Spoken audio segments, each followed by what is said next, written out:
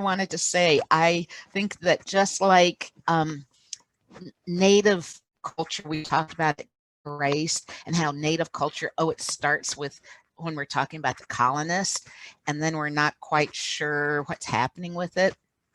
Um, I think that there's a real disservice being done when you start talking about slavery, because of course the history of Black Americans or African Americans go way past the slavery. And so you have this idea that, oh, well, you might be thinking about the West Indies and the Caribbean, and people come from different places. People of color come from different places. But we have this persistence of, oh, tribal Africa. And actually, that idea of tribal Africa was perpetuated when Africa got colonized. And when you think of African art or tribal Africa, what happened is in the early 1900s, when the Eurocentric viewpoint was we're going to go into Africa, take over all their natural resources, and colonize them to civilize them. Missionaries went in as part of that civilizing process. And what they did was they looked for the most primitive masks they could find. And of course, the African societies weren't going to give up their best start.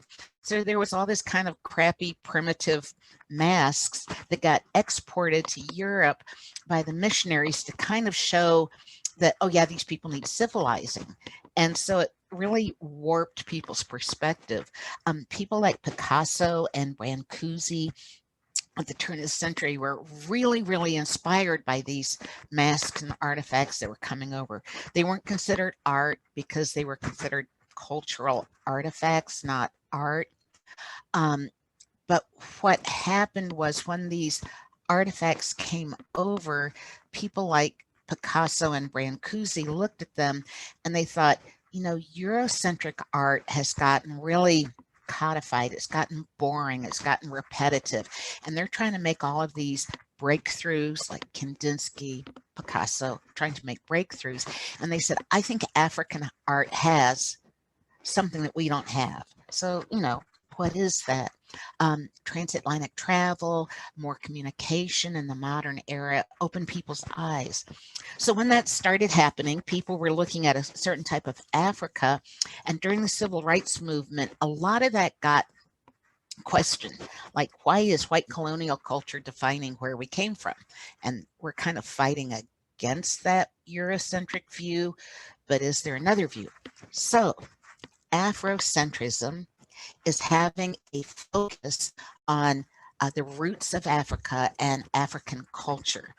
And when you had Malcolm X versus Martin Luther King, Du Bois, there was in the early civil rights, a discussion that, okay, if we stop segregation and we start to integrate, when we integrate, do we want to be assimilated? Do we want to be synthesized, or do we want to keep our identity even as we integrate into broader society? And if we do keep our identity, instead of having an identity of being enslaved or second-class citizen, how do we reclaim our identity and not lose it as we do integration? And so, interestingly, they went to Egypt. And Afrocentrism says, well, Black culture, as we're thinking of it, African American Black culture, really starts in Egypt. And you look at Egyptian paintings, and you can see here beautiful dark-skinned women with their braids, and they're singing and they're dancing, and they're, obviously like these gorgeous women. And so, as the part of the Afrocentrism says that in Black voice, we come from Egypt. And instead of seeing Egypt as like white colonialism, there's a real rediscovery of Egyptian and Egyptian artifacts as celebrating Black culture. Well, okay, let's take a look at that. Here's what happened. Let's get a kind of our bearings on this. And you might have had this, I'm sure from history, but I'm just talking about general art, okay? So just like Native American culture is influenced by your geography, so you have the eastern woodlands, the Southwest, the Great Plains, and the Pacific Northwest. Africa similarly can be divided. And of course, there's thousands of tribes. The thing about tribal Africa is it's very different from native tribalism in many ways, one of which is Native American tribal culture, is that we have this tribe and you belong to the tribe and you're born into the tribe, and outsiders don't understand the tribe. And so you're either 100% Hopi or 50% Hopi or 25% Cherokee, but that's what makes you a card carrying member. And if you're less than 25% Cherokee, you're not Cherokee. Well, in Africa, there was so much trade going on, especially up and down the Nile, and there was so many influences going on that to belong to a tribe in Africa does not require a bloodline or ancestry. To belong to a tribe in Africa is you may travel and find a culture that you really identify with, and the king and his rule for that tribe is really respected, and you just relate to that tribe, and the tribe will accept you. So, I once had a South African student who was white, and she laughed. She's like, I'm more African than African Americans around here, because she had a tribal identity, even though she was white. So here's what happens. We see Egypt up here, and you know that the Nile just goes all the way down. Well, because of the Nile going so far, and you had the northern Egypt and the southern Egypt, what happens is there is some trade coming up from all different parts of Egypt, and the Nile kind of creates this trade route. Well, in the north of Africa, you can see you've got all of these influences that include like Greek and Roman influences, Julius Caesar and Cleopatra. You see you have Italy here. So all you have to do for North Africa is kind of travel across the water, and you've got trade going on. In Western Africa, it's close to the Middle East. I'm sorry, East. I must be dyslexic today. In Eastern Africa, you have the Middle East. And so you see a lot of Islamic and Muslim influences here that are really fascinating. In West Africa, what happens is the northern Europeans, the Portuguese, the Spanish can sail down the coast, and there's really great trade routes here on West Africa. So West Africa is generally what you see when you think of tribal art. Like if you think of African art, it's probably coming out of West Africa, because the trade routes coming up here along the coast are some of the easiest trade routes. And if you're exporting over to the United States, besides slaves, unfortunately, you can also have exports where across the waters you can get that kind of trade route going on. Well, what happens is in here where you have the Sahara cuts the southern part of Africa off, and you don't have, they're cut off from the Nile too. So when you're thinking about extreme African tribal art with rituals and ceremonies where they're not objects being exported, but the art is really part of everyday life and not made for commerce, that would be Southern Africa. So, I mean, just looking at the continent, it makes sense what you might see. Well, one of the things that's kind of cool about African art is the emphasis not on artist commodity or artist to be bought and sold, but they have this idea that's really exemplified by the Dogon called a nomo. And a nomo is an art spirit. And the idea for a nomo is that I, as an artist, need to get out of the way and get my ego out of the way. So I stop being Professor Delano or Michelle, and I just allow the spirit to come through me. And the more the spirit comes through me and is expressed, that's a nomo. So if you think of a musician, for instance, or a singer, you can really tell when a singer gets out of their way and they're just letting it belt, and there's a real joyful spirit in singing. That's would be what the Dogon says is a nomo. So you don't have like signed artwork or individual geniuses. You have these spirits. Now the spirits are usually ancestral spirits. The reason you don't have a lot of figurative or realistic looking African art is that if those spirits wanted to be born as a person, a human being, they'd be born as a human being. I mean, if a spirit wants to be an Alan, there's an Alan there, and there's no reason for me to sculpt an Alan or paint Alan because that spirit is already there. So these ancestral spirits or these spirits from beyond are meant to be abstract. They're a spirit of love, a spirit of energy, a spirit of fertility, a war spirit, a spirit of protection. And it's the idea that these spirits aren't human, so they're not supposed to look human. So if you've ever looked at different kinds of art in like art history or Western Civ, these guys look really Assyrian. They look Middle Eastern, Babylonian. If you were to look at Babylonian, ancient Babylonian art, you'd see stuff that looked like this. And you can see that there's this spirit up above, and it's on like an airplane or something. This is a bird. And the Dogon believe that their ancestors came down from the stars and landed in a lake and had an underground lake compound, and that they would emerge from the water to teach the people. Curiously, they had a very specific place in the sky that the ancestors came from, and it was a red dog star. And astronomers have found a hidden star this red in exactly the space that the Dogon have said for centuries that they came from. So there's a lot of people who are like, ooh, ancient aliens drives me crazy. I can't stand ancient alien theories because they're so stupid.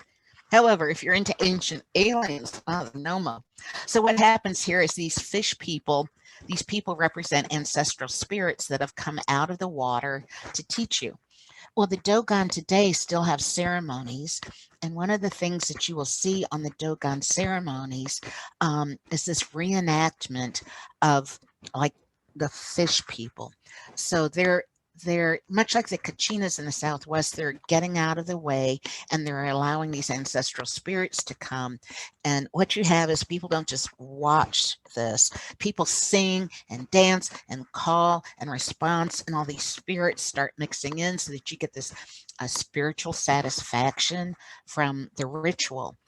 If you see objects in a museum, African tribal objects in a museum, and there's just a mask or there's just a dress, African tribal cultures would find that really bizarre. It would be like putting something in formaldehyde and showing it, because the mask and this regalia is dead without that animating spirit. It's like just the skin of something.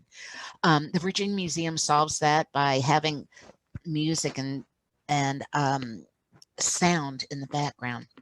So they're on stilts here, with and the stilts represent the fish tails, and you'll see something kind of interesting with this, where you've got this is a close up, and see how he has what looks like a coconut bra on, right? I mean, they're breasts, and even though today in Africa, um, there's traces of not even traces. There's a lot of colonialism in contemporary Africa, and the colonists came over when they colonized. I'm sorry, when they colonized Africa, there were real strict gender roles, like no homosexuality. Men were men, women were property. This kind of Eurocentric, rigid idea about gender roles.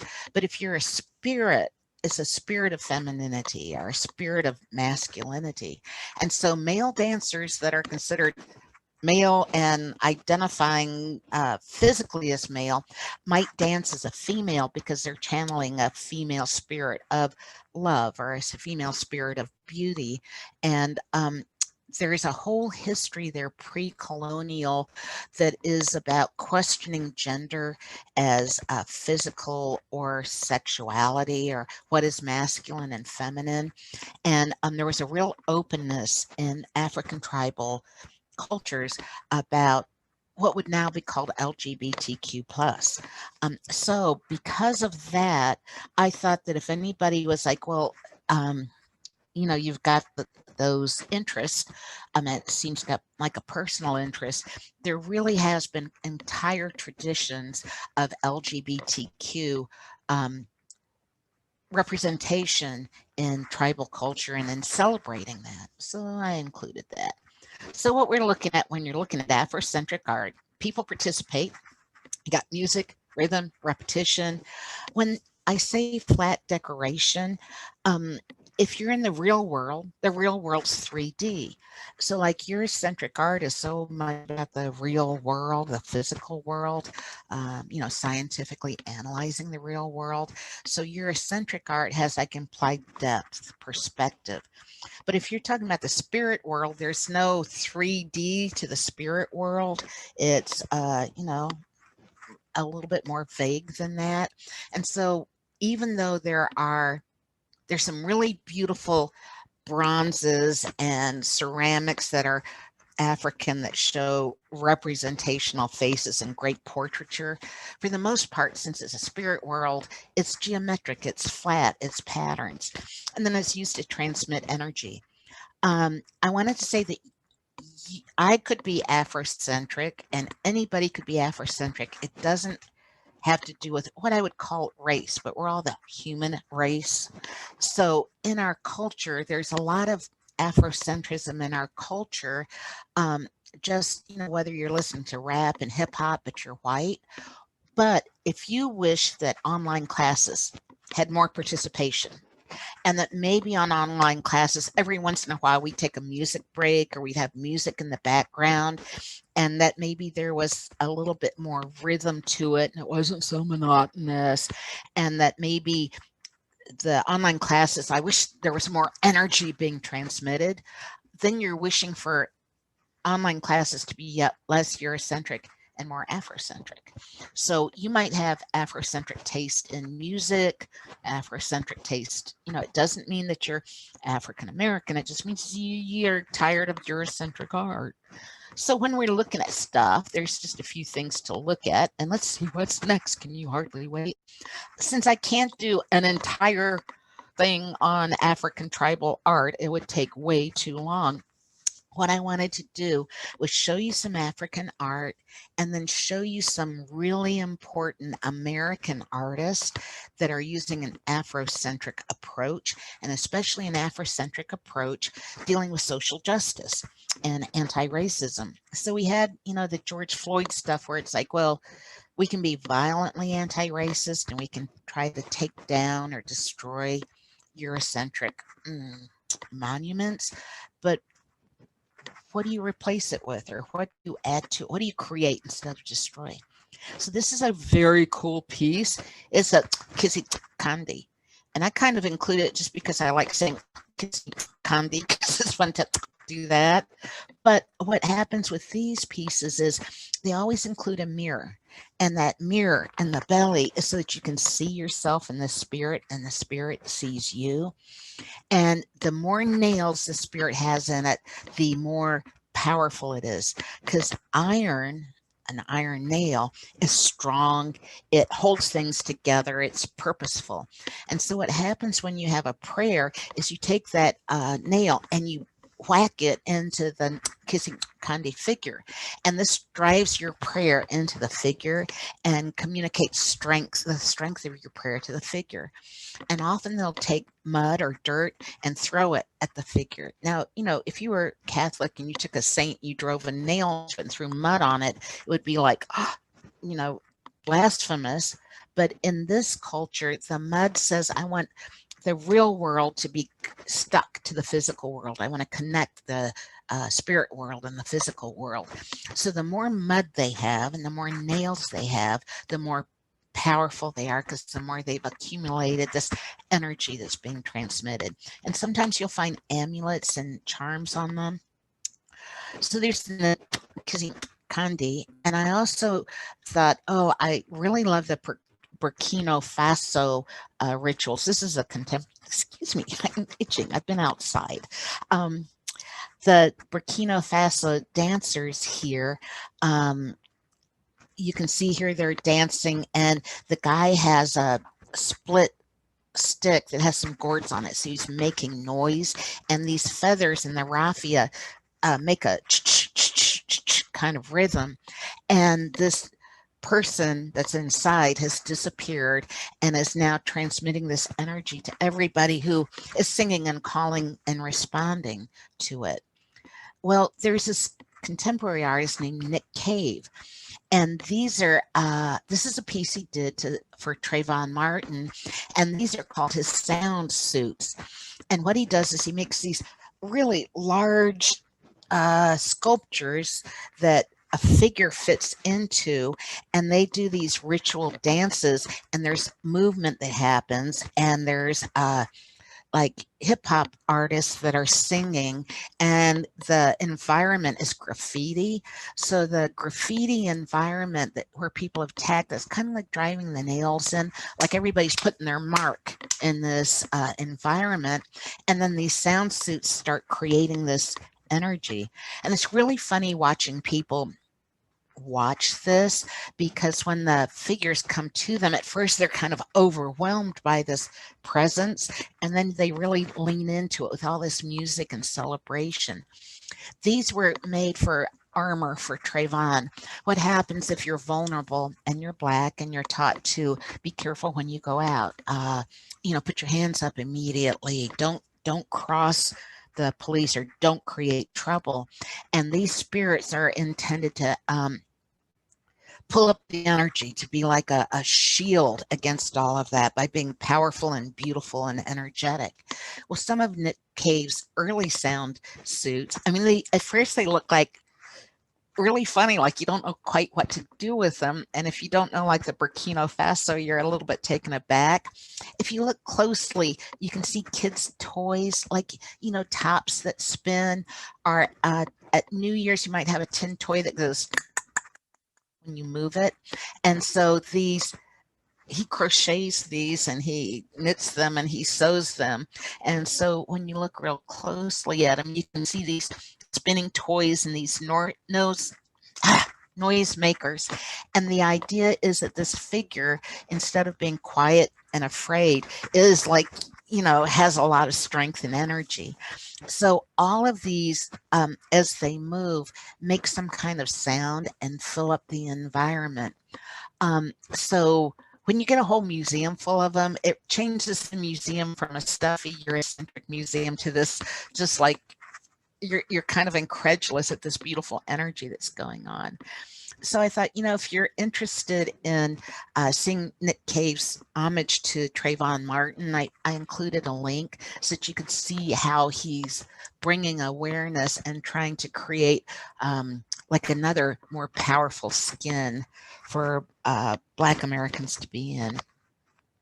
Now, this next person, you're going to, if you follow any art news at all, even on your phone feed, you're going to hear about this next woman. And I'll tell you why. So this is Gola, Liberia, and you can see here there's this same kind of figure, and that's raffia, which is like a grass. And what happens is, as this figure dances, they're on stilts, and somewhere in the dance, all these little figures, like kids that are dressed as spirits, run out from the skirts and start dancing all around, and then run back in. Said Old Mother Hubbard, or the old lady who lived in a shoe, I don't know. So it's this idea of this strong maternal figure that gives birth to this, these kids that go out into the world, but she protects them. And I wanted to mention that when you see the stilt walkers that we saw at first with the Dogon, or you see the Gola pieces where they're on stilts, you might not know that ballet owes a lot to this kind of stuff. When the early explorers came through, I think it's about 1600s, that's about right. They experienced these raffia stilt dancers, and some of the skirts, the raffia skirts, were kind of cut short so that they splayed out, and they were so entranced by it, and the skill of the dancers, that when they came back to the European court, at first ballet was flat on the feet.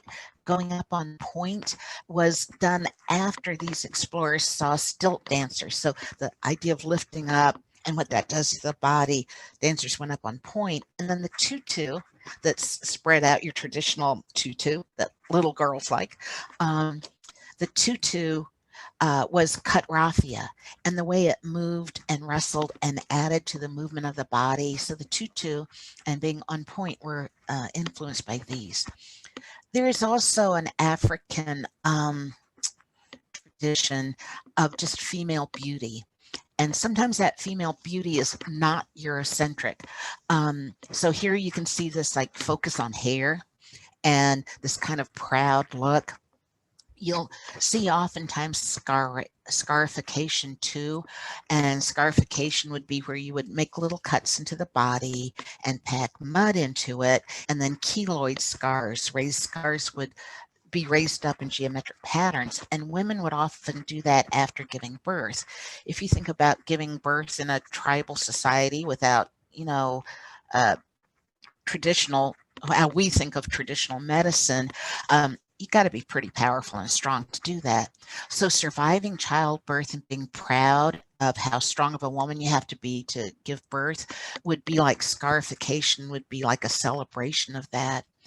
And in the Eurocentric, I'm going to embarrass some of you now, this idea of breasts being like, getting a boob job and things being all perky. Well, when you look at African art, oftentimes you'll see very long pointed breasts. And that was a sign that you've done a lot of breastfeeding. And in fact, in tribal societies, often women would massage their breasts to make their breasts longer. And as they were breastfeeding, stretch their breast out. So when you see scarification and long pointy breast in African culture, it shows that this woman has been able to nurture and sustain life, which is like a really different idea than we have. I mean, it's kind of like Hawaiian culture. Skinny women are considered real bony, and the bigger and rounder you are, the more beautiful you are. So, Eurocentrism does a lot of body shaming, and there's all kinds of ways to see beauty in what a woman's body can do.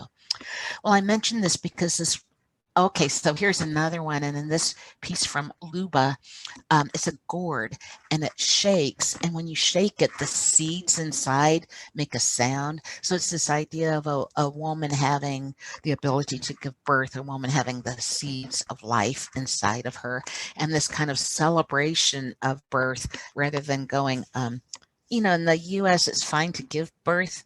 It's like you have these Hallmark happy baby moments where you're cuddling the baby. But if you actually see a depiction of birth or, something like that, it's like, oh my God. As Benton pointed out before, it's embarrassing. So there's a celebration of that.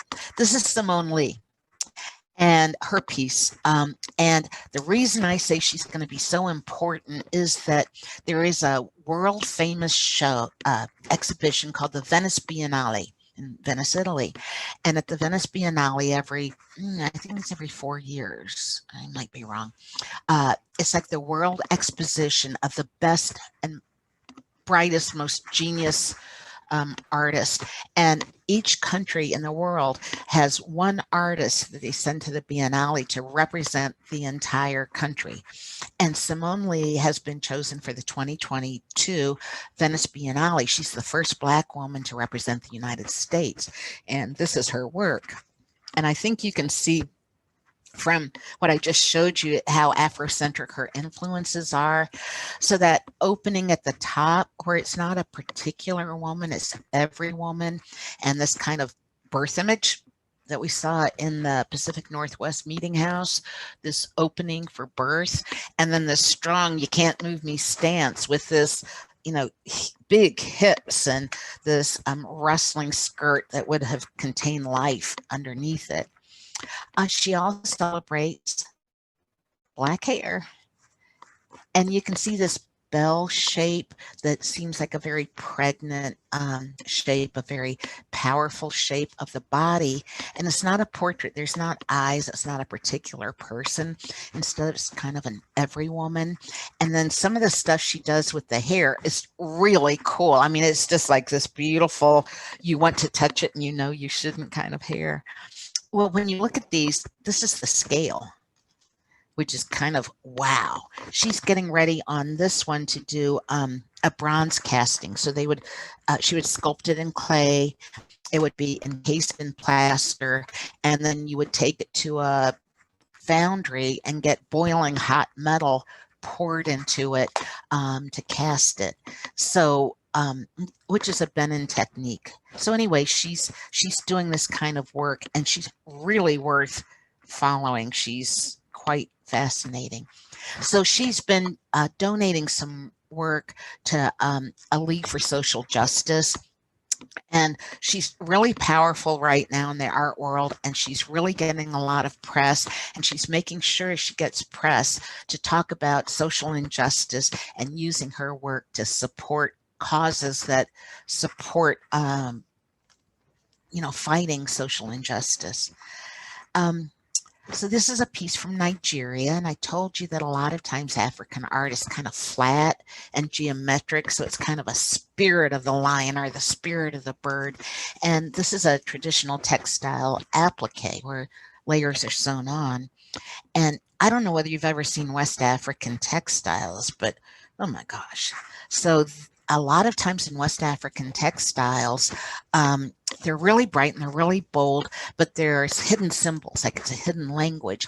So this talks about freedom, flying the cage, not being caged in, having your song or your voice heard, not being trapped. And so there's a lot of really cool visual languages in West African textiles. Well, this is another up and coming, very strong young Black female artist, Nina Chanel Abney. And she really deals with police brutality in an unapologetic, in your face, here's the poo-poo kind of stuff going on. And she uses that kind of repetition and flat patterning to take on issues of violence, especially police violence against Black culture.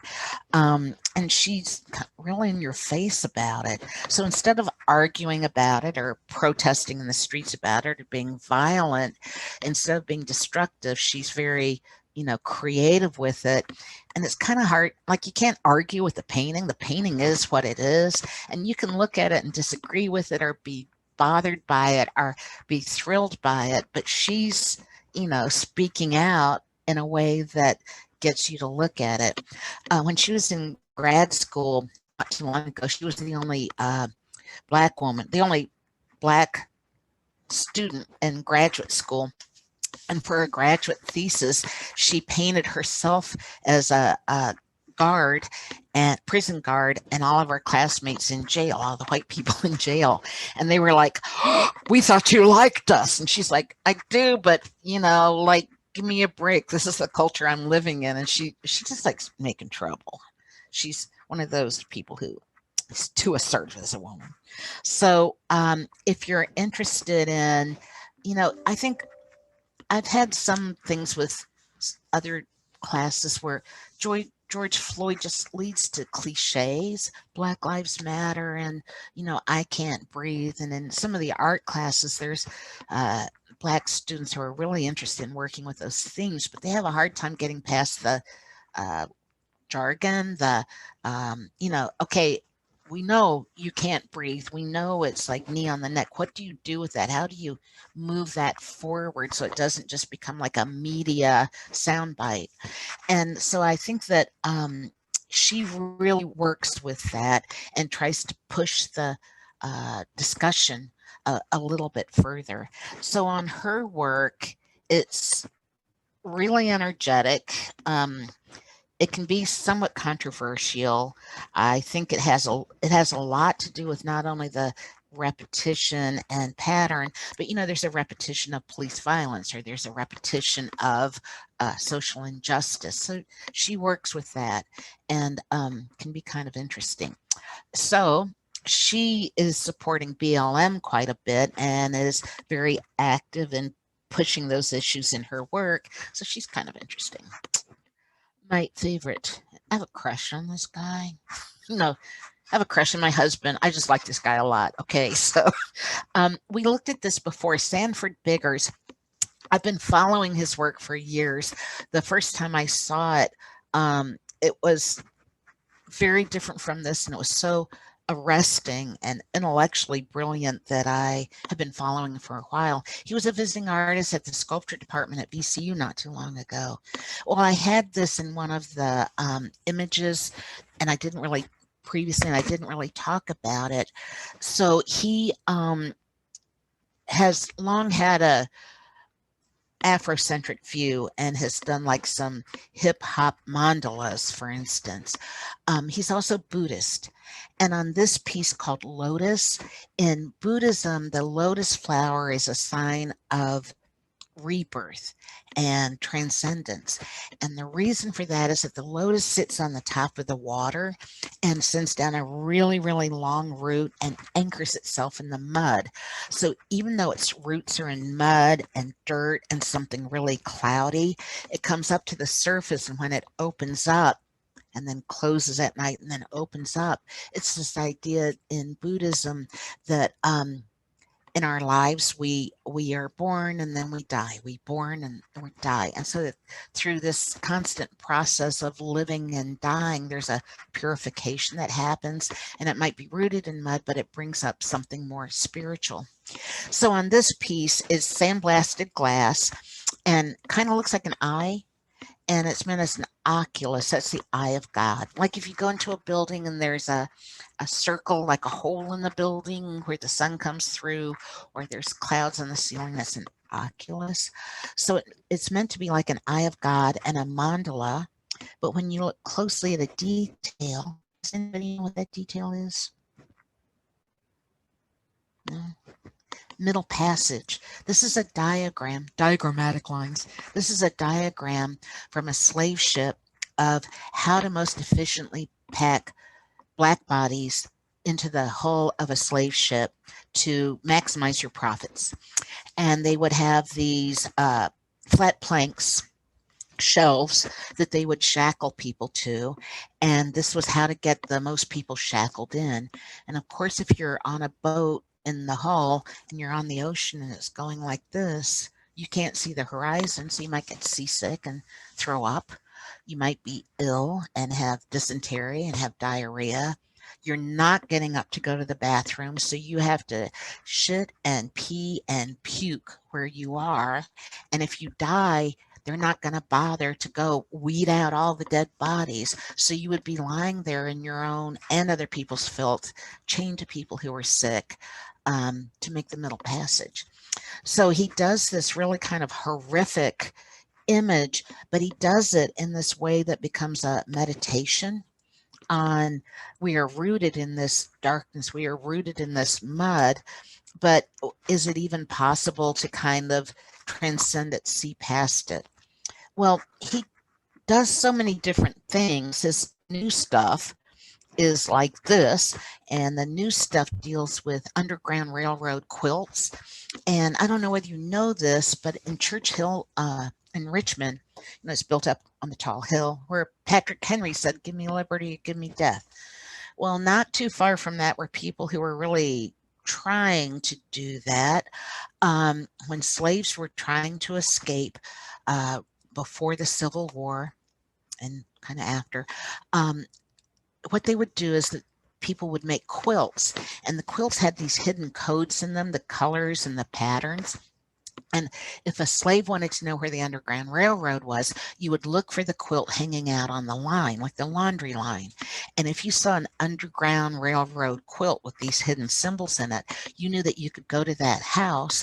And there's several houses in Church Hill where they had trap doors, and they dug tunnels down from the house and out to the side of the hill so that at night you could be hidden in that cell, the tunnel underneath the floorboards, and then at night escape out the side of the hill, go down and get on a bateau on the James River and get taken to freedom. So what he has here is he has these large sculptural pieces that are made with remnants of quilts that are like the Underground Railroad quilts. And you see these kind of passages and movements and this confusion about where to go next. So this is what he did recently, but he also did these pieces that is called the BAM series. And I found this to be touching and kind of good way to connect with what I just showed you about African art. So he collects African art, he collects African sculptures, and what he did was he took a number of them and dipped them in wax and coated them in wax and then took them outside and shot them like boom, boom, with this idea of the number of people who are being shot, the number of African Americans that die by gun violence. I'm going to show you a little bit more with that. But the other thing he did was he took some of these sculptures and reimagined them.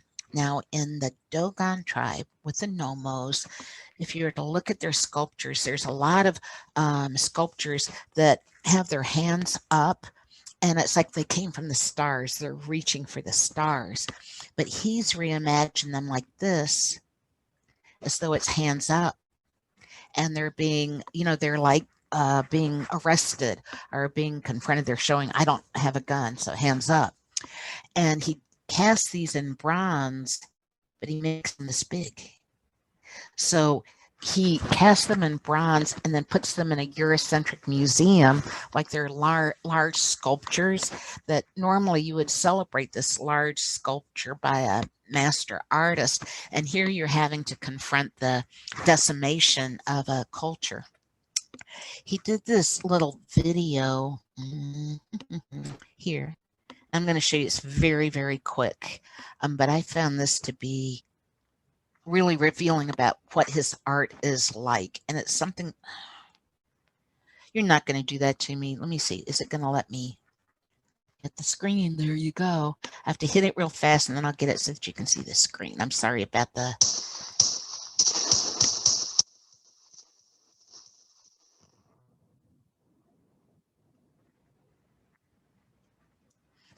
I think you can look at, maybe I couldn't look at the George Floyd video, but I think that that kind of captures this moment of violence where you have this symbol, of African culture, and it's just being destroyed. So he's no wuss either, So what I did was, that was this link, and then he did some work to bring attention to police shootings, and that's the piece about Philandro Castro, of course. So there's a few people to look at. And what I did next was I did a really short, untimed